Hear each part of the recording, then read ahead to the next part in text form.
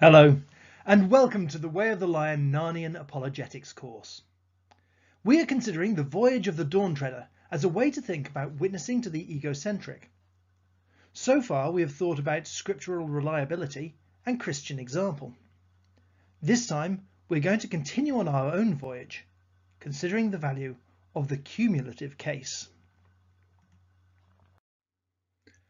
Our learning aims in this session are to consider different methodologies for doing apologetics, to look in more depth at a method modelled by King Caspian in the Lone Islands, and to be able to build your own case for the edification of believers and the eternal benefit of the deceived.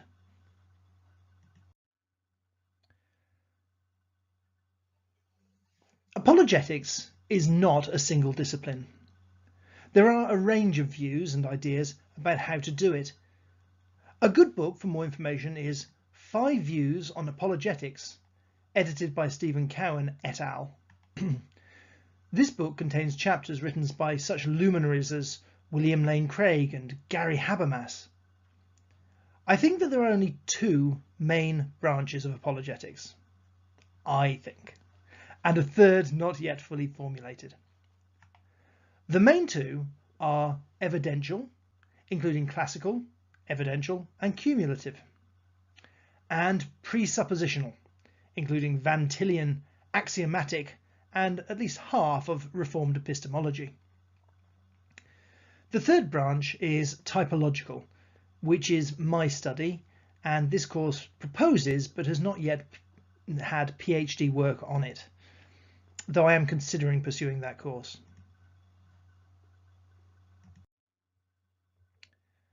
Let's start with evidential apologetics.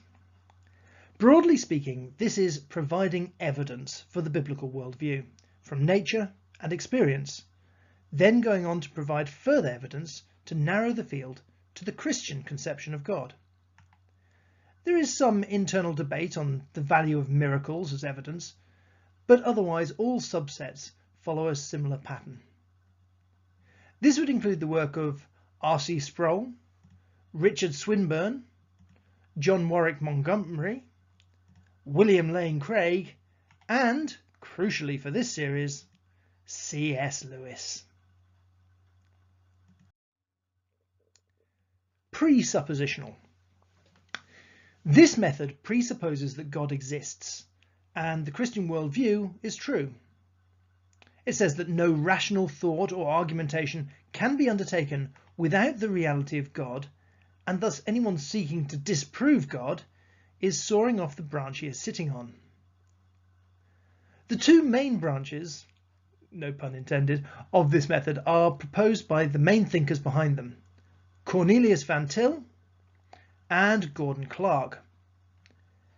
It also underpins the Reformed epistemology method, which suggests that there are certain beliefs which are rational to hold without evidence. That theistic belief is a properly basic belief, and thus the proponent does not bear a burden of proof. This is argued brilliantly by the Christian philosopher Alvin Plantinga.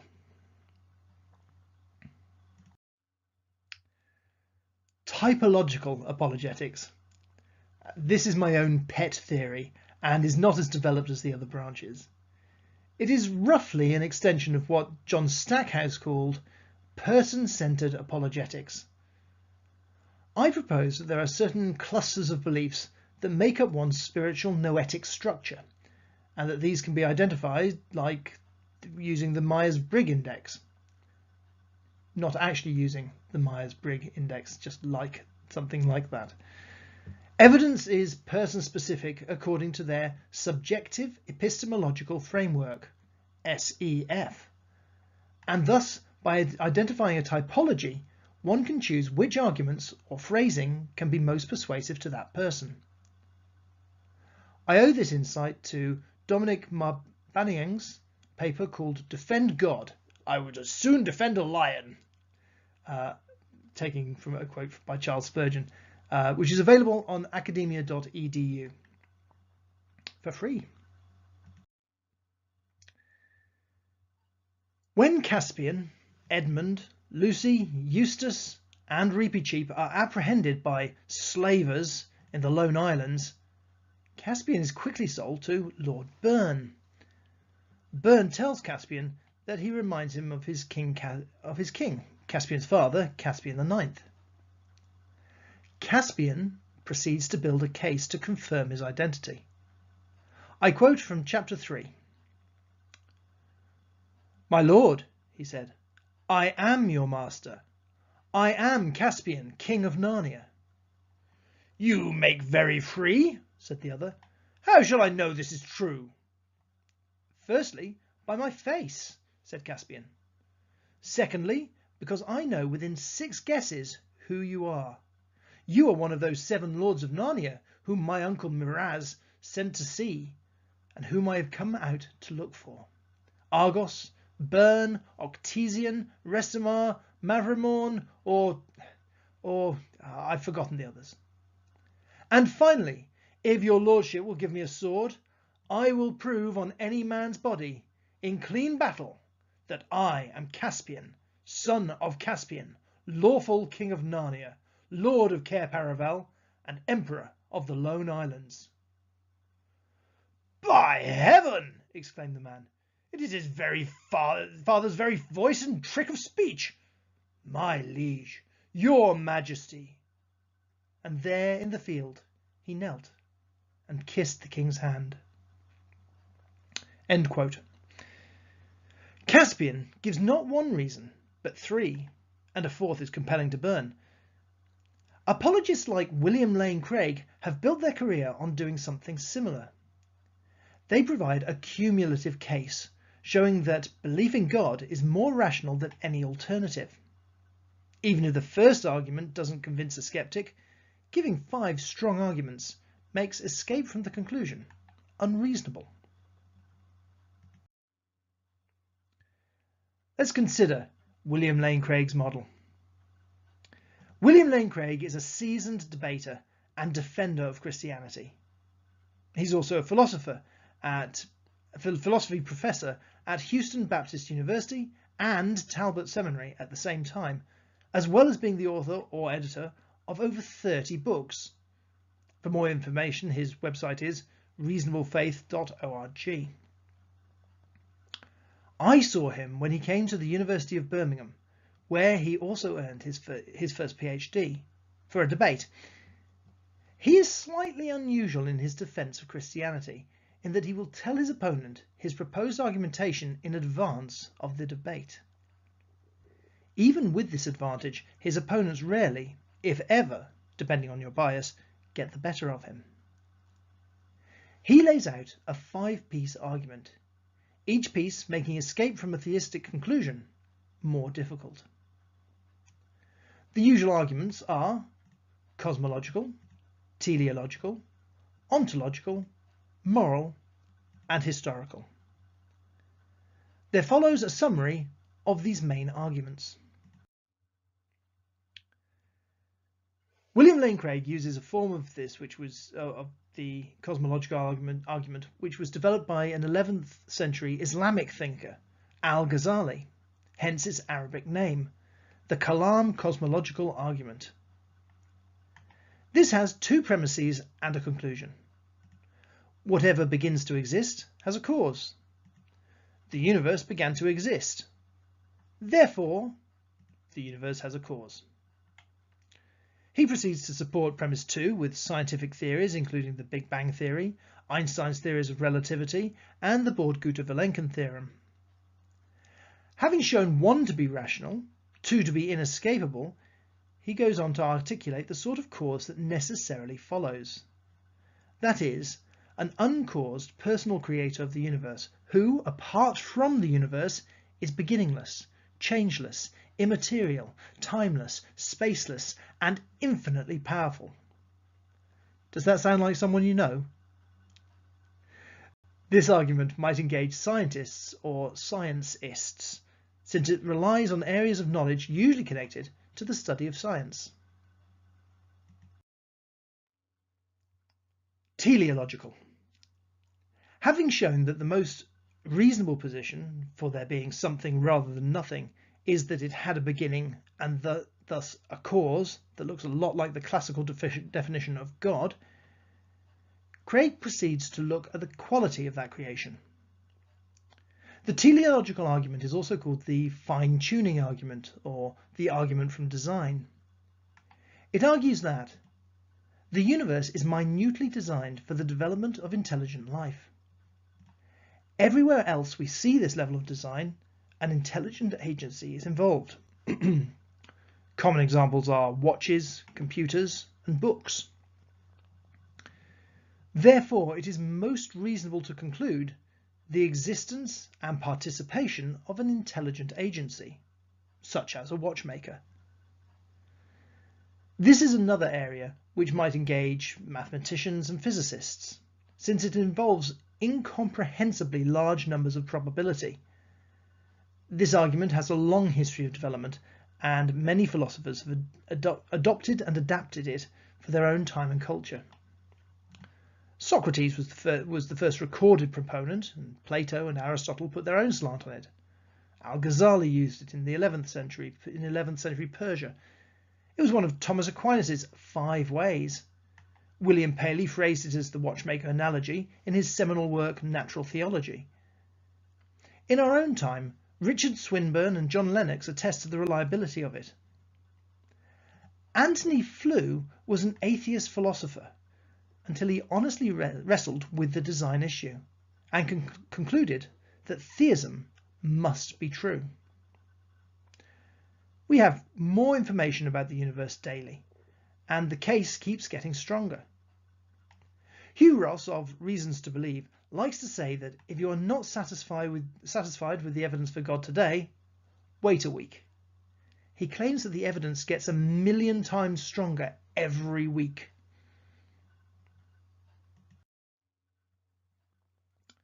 Ontological.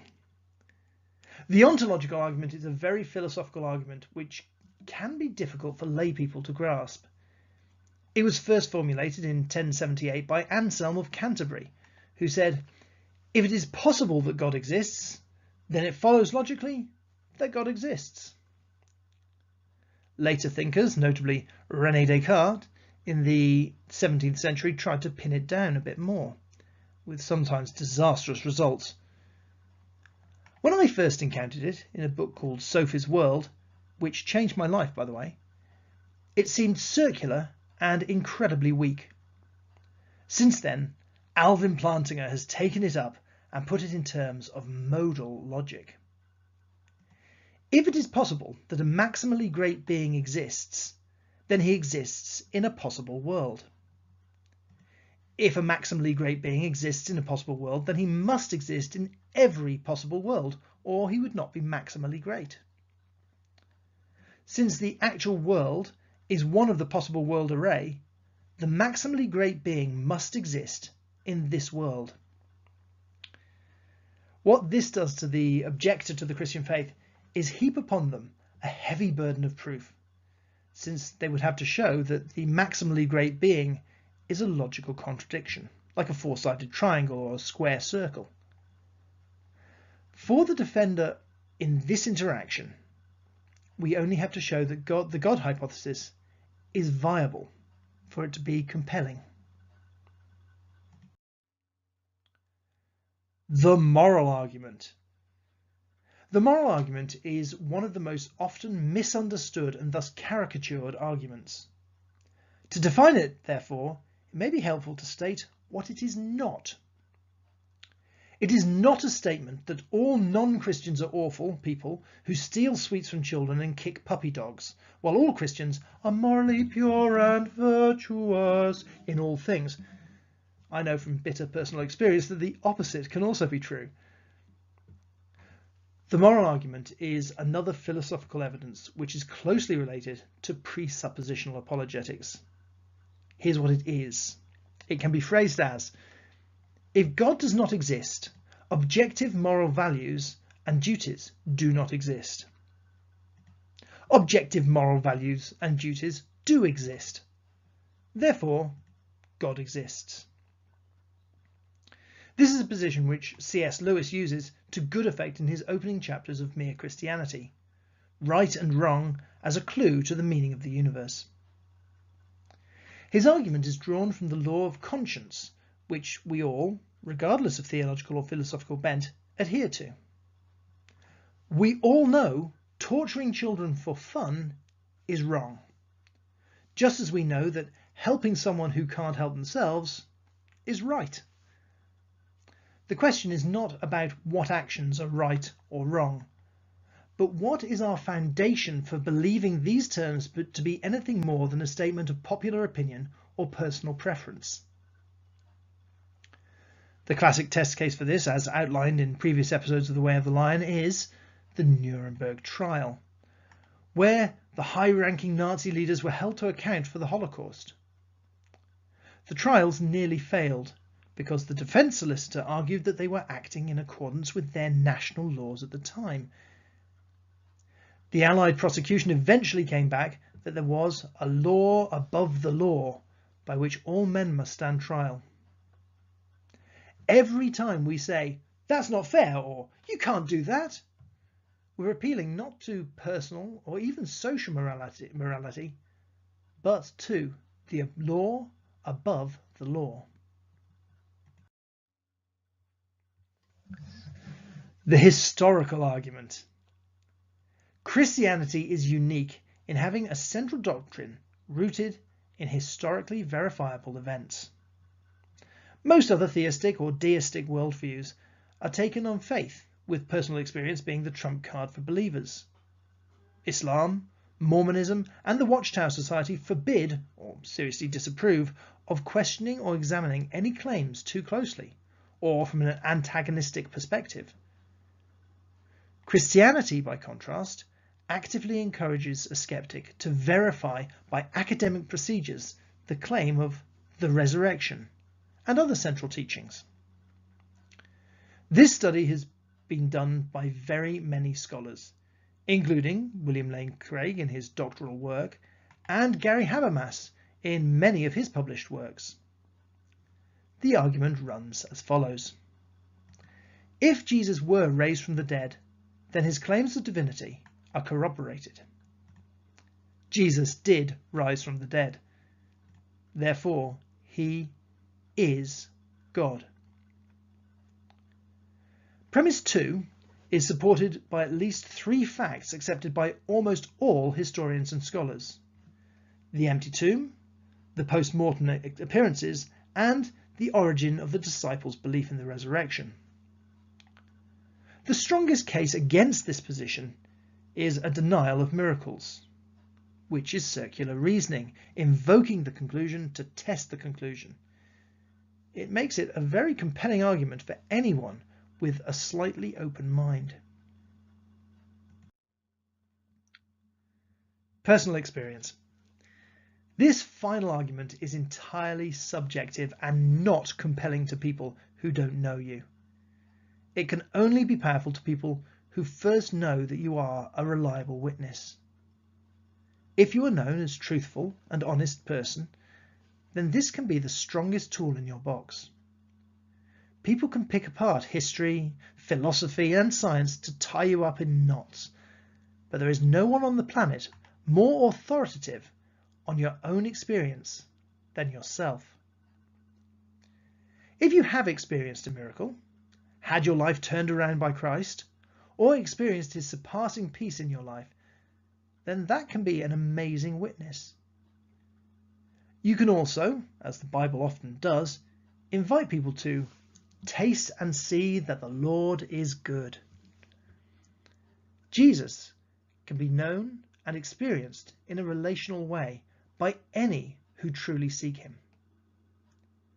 You can invite them to test all words from God and hold on to what is true. 1 Thessalonians 5:21. Now it's your turn. Can you build your own case? Having listened to what I've said here, do you think that you could build your own case for the truth of Christianity? If you can, please outline your case in the comment section. Consider what arguments would be most compelling to the following people one might meet at any social gathering. a Dawkins clone who holds evolution to be the only creative force, the pub philosopher who likes philosophizing and pontificating at the bar but doesn't like to be challenged, the agnostic who is unsure whether we can truly know anything, the aspiring artist who seeks higher goals than the general population. Press pause and discuss for a moment or two, or come up with your own typologies who are in need of clearing the way for the gospel. When you press play again, I will give you my thoughts. Pause.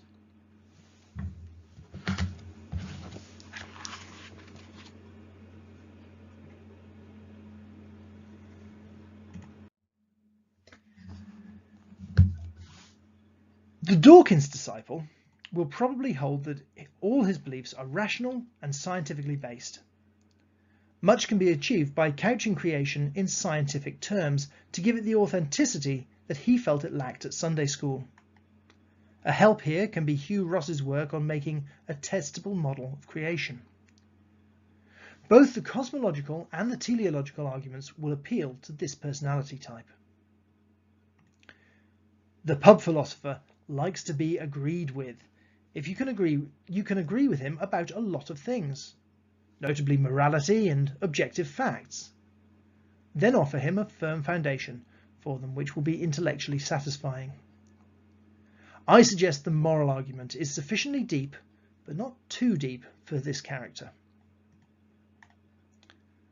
Our agnostic friend is probably a relativist and wedded to it too deeply to use the moral argument. He probably doubts the findings of astrophysics or history, particularly if he has spent any time looking into it.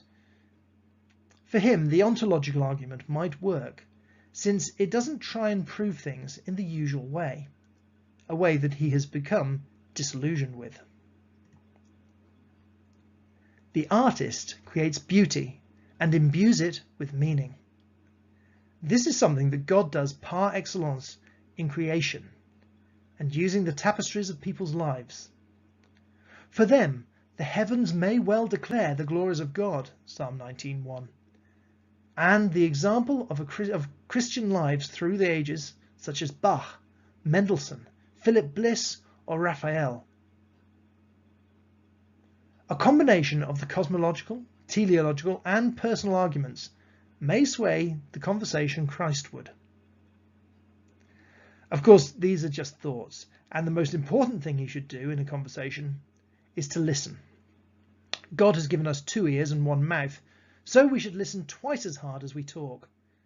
In doing so, our words will strike at the centre of their doubts or difficulties, and great good may ensue. In this section of the Way of the Lion Narnian Apologetics course on the Voyage of the Dawntreader, we've considered the reliability of the Bible, how to use it as an example and how to live as an example, and also how to defend Christianity in a logical way in a debate setting. There is a great deal more to say on each part of this session, but I hope I've given you a direction for further study and thought. And now for some homework. Your mission, should you choose to accept it, is to be an example of Christ's love. In some situation this week, in some small way, could you be a repeat sheep and offer a robust response to aggression, yet offer unwarranted friendship where it is most needed?